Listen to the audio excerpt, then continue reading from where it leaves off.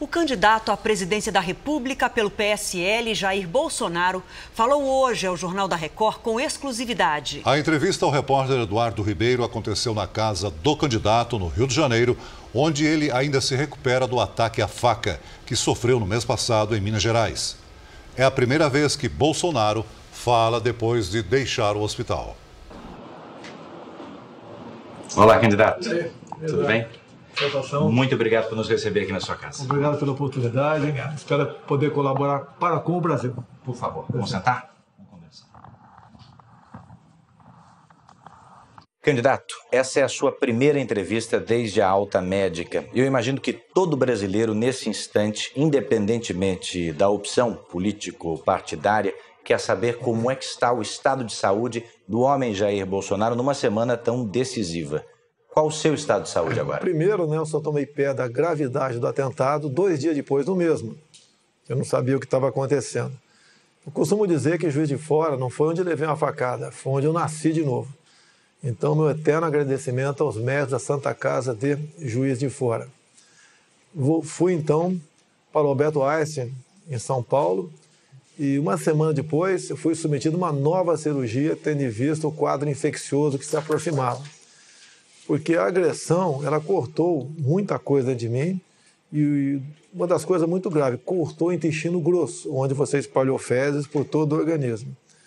Então, o problema de infecção generalizada se fazia presente. Foram momentos difíceis, não esperava estar nessa situação, ainda mais que eu sou um homem de combate. Eu gosto de estar na rua, conversando com o povo, desembarcando em aeroportos, fazendo palestra. Gosto de ação. E, de repente, não são recomendações, são determinações médicas para que eu respeitasse os limites do meu corpo. No momento, dado o que aconteceu, nessa quarta-feira, uma junta médica lá do Alberto Einstein esteve em casa, cujo presidente é o Dr. Macedo, ele falou que a recuperação minha está sendo fantástica. Tendo em vista a minha vida pregressa, que eu não fumo, não bebo, uma vida muito saudável, graças a Deus. E eu, respeitando isso, eu fico livre da colo no final de novembro, começo de dezembro, onde poderia, então, voltar às atividades normais. Mas, candidato, nesse momento, como é que o senhor se sente? Nas condições em que tudo aconteceu, eu me sinto bem. Foi recomendado não falar mais 15 minutos, tanto é que quando chegar para a gente vai parar, dar uma descansada meia hora tá bem. E voltar novamente a conversar. Me sinto bem, gratificado, feliz por ser uma opção de verdade contra tudo que vem acontecendo no Brasil nos últimos anos, em especial no combate à corrupção. Não podemos deixar que um partido que mergulhou o Brasil na mais profunda crise ética, moral e econômica volte ao poder com as mesmas personalidades. E você pode ver, tudo é conduzido de dentro da cadeia pelo senhor Lula, que indica aí um fantoche seu chamado Haddad, que por incompetência sequer conseguiu passar para o segundo turno na sua reeleição em São Paulo. Então eu me sinto feliz por esse lado, por ser um candidato conservador, que respeita a família, que quer fazer negócio com o mundo todo sem um viés ideológico, que quer jogar pesado na questão da violência, até para trazer um pouco de paz à sociedade, em especial às mulheres que vivem aflitas se seus filhos voltarão em paz ao término da faculdade ou ao término do evento festivo qualquer. Então, esse é o que me proponho, unir o povo brasileiro. E a esquerda sempre tentou nos desunir, criando castas, negros contra brancos, nordestinos contra sulistas, ricos contra pobres, filhos contra os pais, na lei da palmada. Um pai não pode corrigir um filho. Qual pai quer dar uma palmada no filho? Ninguém quer, mas se você vê obrigado a fazer isso, você tem que fazê-lo. O Estado, que usurpa do momento dessa situação para punir os pais que, porventura, dão tapa no bumbum de um filho. E nós queremos resgatar a credibilidade do Brasil junto ao mundo aí fora. Saí um pouco do Brasil nos últimos meses, estive na Coreia do Sul, Taiwan, Japão, Israel, Estados Unidos, e é difícil, mesmo não sendo empresário, ser recebido com o manto da desconfiança. O Brasil, que sempre teve muita credibilidade aí fora, pela alegria do seu povo, pelos contratos, pela palavra, pelo aquilo que nós possuímos de bom aqui no Brasil, tudo isso, ao longo dos últimos 13 anos, foi jogado na lata do lixo. Vamos, se essa for a vontade de Deus, recuperar o nosso Brasil. Essa entrevista também é a primeira desde a conclusão do inquérito policial sobre o que aconteceu em Juiz de Fora. A Polícia Federal e o Ministério Público concluíram que o senhor foi vítima de um atentado com motivação política e com premeditação.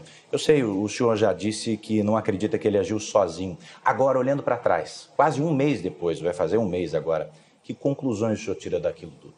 Olha, o processo está sendo conduzido por um delegado que por 2 anos foi o homem de confiança de Fernando Pimentel, governador de Minas Gerais.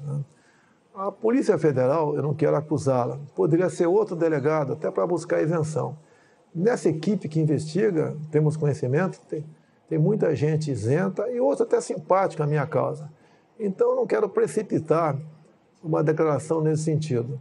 A própria tentativa, no dia do evento, 6 de setembro, de alguém tentar entrar na Câmara dos Deputados com o nome do agressor, seria um álibi. Se ele consegue, naquele tumulto, cometer o teu ato e sumir, ele teria um álibi poderosíssimo, dizendo que esteve na Câmara dos Deputados. O senhor descobriu isso ainda no hospital?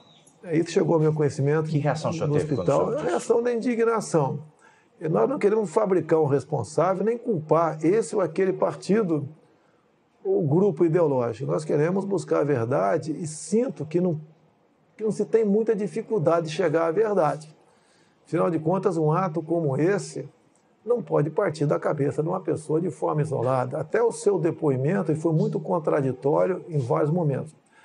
A Polícia Civil também faz um trabalho paralelo em Juiz de Fora.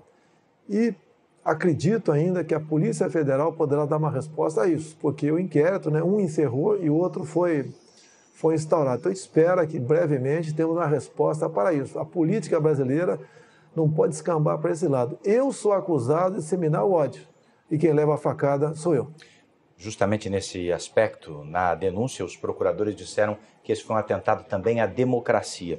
O senhor que sentiu esse ataque na pele é chamado pelos seus adversários de alguém que não respeita a democracia, não respeita a Constituição.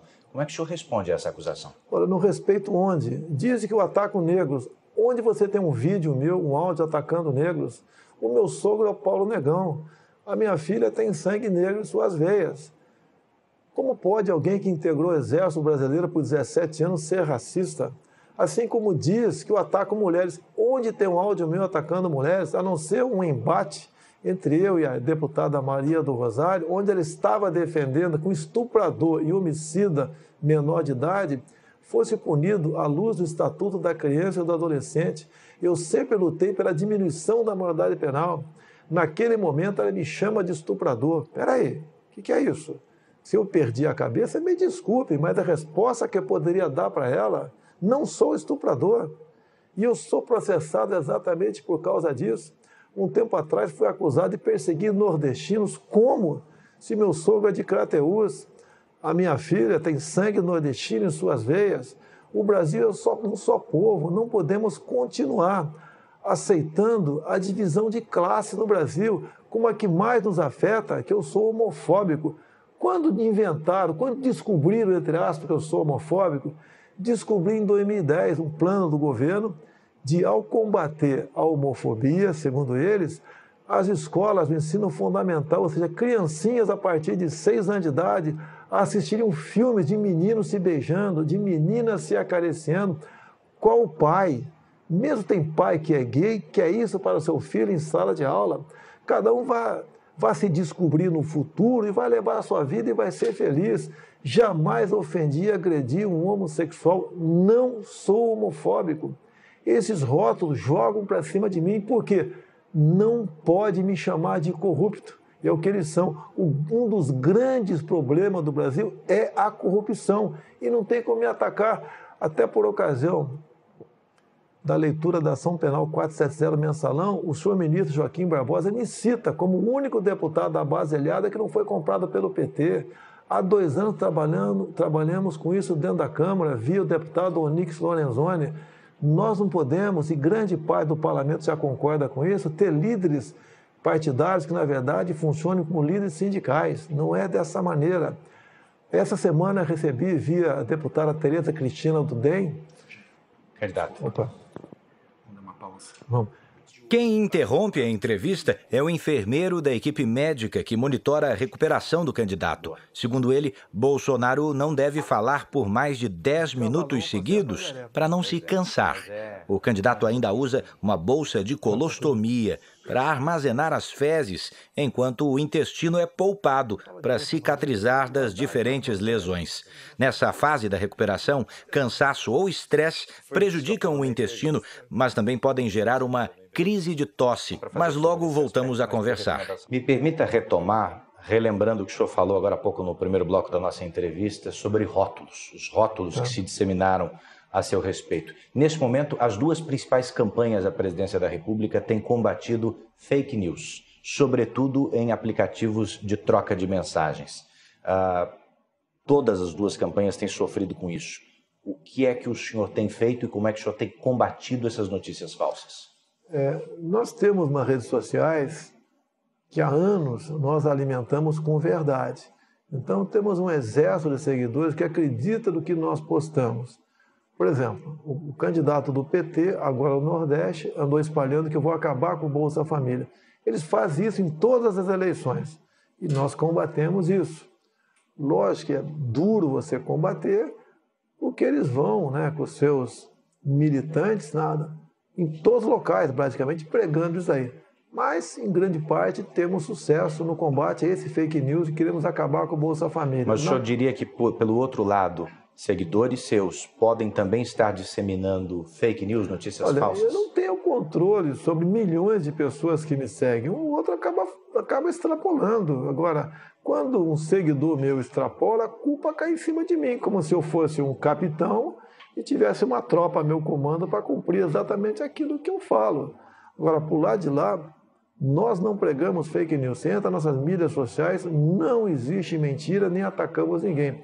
Nessas lives que temos feito às 8h30 da noite, eu tenho pego o plano de governo do PT, documento deles, análise da conjuntura, por exemplo, bem como o caderno de tese do PT em 2015, e mostrando por escrito o que está na página deles, como, por exemplo, enquanto o Paulo Guedes tem um projeto bastante ousado no tocante à economia, e ele foi claro isso em palestras, dizendo que quem ganha até 5 mínimos não vai pagar imposto de renda.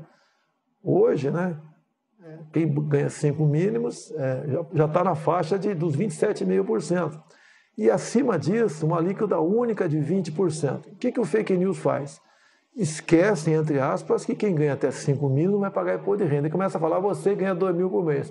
Prepare-se, vai pagar R$400 de imposto de renda. Mentira! A proposta nossa é ousada. E nós queremos realmente recuperar a tabela de imposto de renda e deixar mais dinheiro na mão do cidadão e na mão do empresário.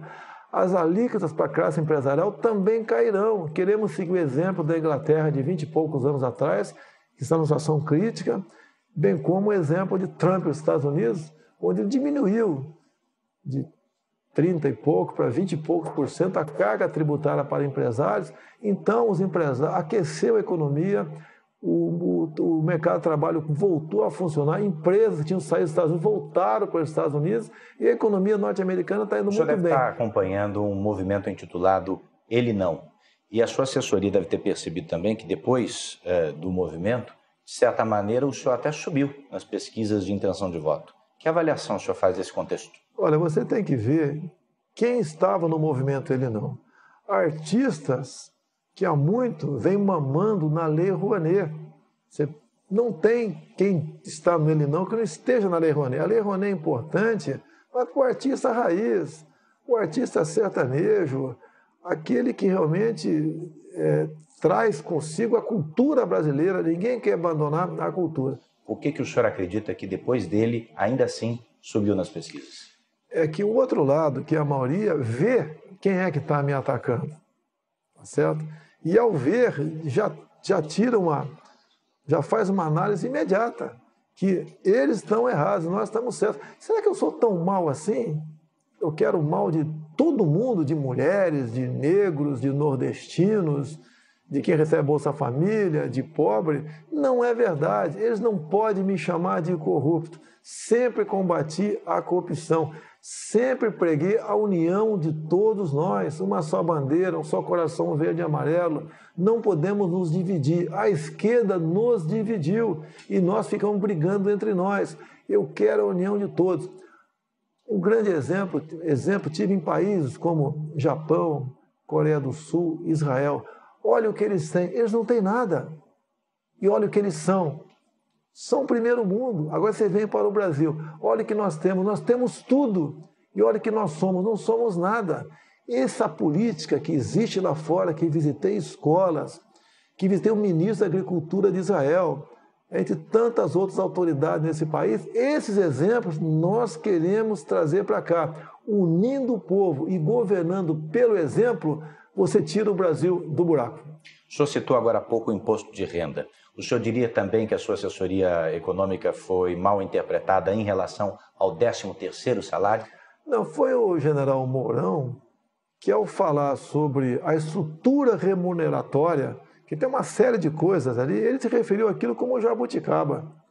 Agora, num momento desse, você não pode dar margem para o inimigo de interpretar. Nunca o Mourão falou em acabar com o 13º. Qual é a palavra final sobre isso? Aproveitaram uma palavra errada dele para dizer que queremos acabar com o 13º. Agora, deixo bem claro, que é um pouquinho mais velho, lembra em 2002, o PT pregou isso, que os parlamentares do então PFL, PP, aqueles partidos todos, queriam acabar com o 13º, fundo de garantia, hora extra, licença gestante, e inventaram isso em cima de um projeto que existia na Câmara, que não era para acabar. Era, por exemplo, você está com um problema financeiro, você procura o teu patrão, ouvir do sindicato, e em vez de cair na mão do agiota ou pegar um empréstimo no banco, o patrão podia adiantar parte do teu 13º. Você estava com problemas, por exemplo, queria estar no mês de setembro, e você gostaria de dar uma folga para si, chegaria para o patrão, ouvido pelo sindicato, e pegasse um desconto em férias, que existe nas Forças Armadas. Você pegava 15 dias de desconto em férias, ia dar uma relaxada para voltar com as baterias recarregadas. O PT pegou um projeto desse, que não acabava com os direitos, apenas flexibilizava e passou a massificar, dizendo que queríamos acabar com aquilo. Eu quase perdi o meu mandato em 2002, porque eu fui acusado também de querer flexibilizar aquilo tudo. Então o PT usa pequenos detalhes para dizer que eles são realmente o que estão preocupados com os trabalhadores e não os demais. Os seus eleitores depositam no senhor uma confiança e uma garantia no combate à corrupção e também à criminalidade. Não são questões simples de resolver. Muitos antes do senhor fracassaram nesse quesito. Qual é a solução? O combate à corrupção é você escolher o seu time de ministros sem o critério político. Você pode ver qual partido assaltou a Petrobras, qual partido esteve envolvido com empreiteiras. São partidos que tiveram os seus ministérios negociados com o governo. E esses partidos, como regra, botam o seu ministro lá para se locupletar, para arranjar dinheiro para os seus afiliados. Questão da violência. Nós devemos fazer diferente do que foi feito até agora. O Estatuto do Desarmamento só aumentou a violência. Deu a certeza ao bandido que, ao invadir a residência de qualquer um, não vai encontrar resistência. E mais ainda, olha que coisa esdrúxula, mais ou menos o seguinte. Vamos supor que você tem uma arma legal em casa, entra um marginal 2 da manhã. Você dá 15 tiros, pega 5 na canela. Não mata o cara. Você vai ser condenado por tentativa de homicídio. O vagabundo por invasão do domicílio. A pena dele é menor do que a tua. Nós temos que inverter isso. Tem um projeto em Brasília e, como presidente, teríamos menos dificuldade de aprovar. Ou seja, em legítima defesa da vida própria ou de terceiros. Na legítima defesa do patrimônio próprio de terceiro, você responde, mas não tem punição. Isso chama-se retaguarda jurídica, que vale para nós, cidadão de bem, e vale para os agentes de segurança, policiais civis e militares. Não pode um policial militar, após cumprir sua missão, 2, 3 da manhã, trocando tiro com marginal, com um fuzil. Onde tem isso no mundo? Só no Brasil. ele ser processado que o marginal veio morrer com 4, 5 tiros naquele momento de tensão enorme. Vamos mudar o nosso Código Penal para dar essa retaguarda jurídica para o cidadão de bem e para os policiais. Agindo dessa maneira, tenho certeza que a violência diminuirá. Falando também sobre corrupção, candidato. Mais uma interrupção.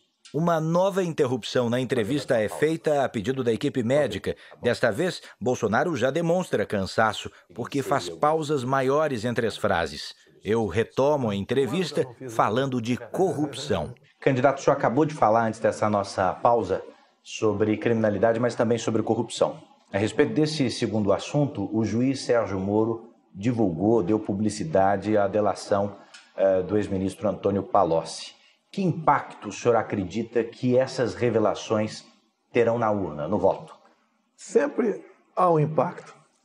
O Palocci, antes mesmo de qualquer delação, ele já vinha colaborando. Ele foi um homem muito próximo do governo. Ele conta as entranhas do poder. Não tem como ele não fugir da verdade. E ele quer colaborar e vem colaborando. Então, parabéns ao Palocci, né? Porque quem não erra como ser humano. E ele tenta, logicamente, diminuir o dano ocasionado em todo o Brasil com suas ações. Ele mesmo disse, nas últimas campanhas de Dilma Rousseff, gastou-se em torno de R$1,5 bilhão de reais. E quase R$1 bilhão foi Caixa 2. Fala de contratos de publicidade com a Petrobras, fala um montão de coisa. Agora, a corrupção está colado no PT. Não tem como querer desvincular o que acontece na corrupção do PT. Nós devemos evitar que esse estado de coisa continue no Brasil. O PT não deu certo. É um partido que traiu os trabalhadores, traiu todo mundo. É um partido que tinha um projeto de poder. Como o próprio Zé Dirceu disse há pouco, ele disse. Nós vamos assumir o poder, que é diferente de ganhar uma eleição. Ou seja, ele fala também em tirar poderes do Supremo Tribunal Federal. Ele fala, por exemplo, ali, coisas que, se tivesse na minha boca, seria uma explosão no Brasil. Está na boca dele. Nós pensamos e agimos diferentemente do PT. Se o senhor ganhar as eleições, o senhor não terá um projeto de poder? Não, não pensamos nisso em hipótese nenhuma. Até porque ser presidente do Brasil com tantos problemas, eu sei da responsabilidade, como será a minha vida nesses próximos 4 anos.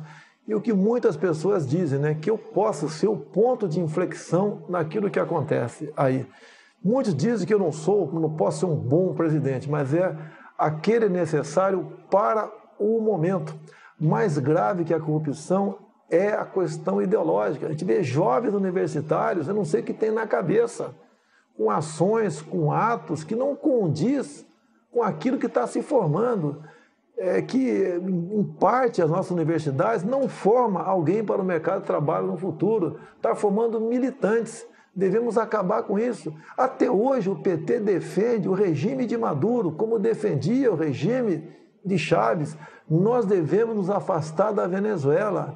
Temos que dar um pé no traseiro do socialismo, no comunismo. Não podemos admitir essa ideologia em nosso Brasil. Será o fim da nossa pátria se o PT conseguir chegar ao poder. Lamento, vou respeitar o resultado das eleições, até porque eu me preparei lá atrás para que tivéssemos uma auditoria por ocasião das eleições. Em 2015 aprovei o voto impresso. Lamento o Supremo ter derrubado com o argumento da senhora Raquel Dodge, dizendo que a impressão do voto comprometia a segurança das eleições. É exatamente o contrário. Mesmo com 5% das sessões com o voto impresso, você teria um retrato no Brasil do que foram as eleições. Procurei o ministro Fux há poucos meses e pedi para ele que pulverizasse pelo Brasil, de acordo com a quantidade de eleitores, estas sessões com o voto impresso. Ele me disse que já havia tomado decisão nesse sentido. Tínhamos tudo para ter uma eleição tranquila. Lamentavelmente, essa interrogação aparece. E o apelo que eu faço àqueles que acreditam em mim: vamos votar, não vamos nos omitir, não vamos votar em branco, não vamos anular o voto. Muito pelo contrário, vamos convencer uma pessoa a votar na gente. O PT, todo mundo já conhece o que é e o que nos espera com Zé Dirceu voltando ao poder. Comigo, a certeza que vocês terão que eu serei realmente não mais um capitão do Exército, mas um soldado do Brasil a serviço desse povo que merece e tem tudo para ser feliz. Uma última pergunta. Estamos a 3 dias das eleições. O senhor, eu sei, acredita que vence no primeiro turno. Mas se isso não acontecer, quem o senhor acredita que enfrenta num provável segundo turno? Olha, as pesquisas, todo mundo desconfia no Brasil. O Brasil é um país onde não se acredita em quase nada, infelizmente. Mas vamos partir do princípio que as pesquisas são essas que estão aí. Não fugiremos do candidato do PT. Não será nós contra ele, será o Brasil que quer mudanças, o Brasil que não quer mais corrupção, o Brasil que quer que criança seja respeitada em sala de aula, o Brasil que acredita na família, é o Brasil que respeita as religiões, um Brasil que quer conversar com o mundo todo sem o viés ideológico, um país que quer jogar pesado na questão da violência, até para dar paz para as mulheres que são preocupadas com a integridade física dos seus filhos. É um Brasil que quer isso, é um Brasil que é menos imposto, é um Brasil cujo presidente vai trabalhar em equipe. Ninguém vai querer decidir nada sozinho. Muita coisa não entendo. E com boas pessoas e com isenção para escolhermos essa equipe de ministros, nós temos tudo para começar a fazer o Brasil andar. Quero agradecer por me conceder essa entrevista.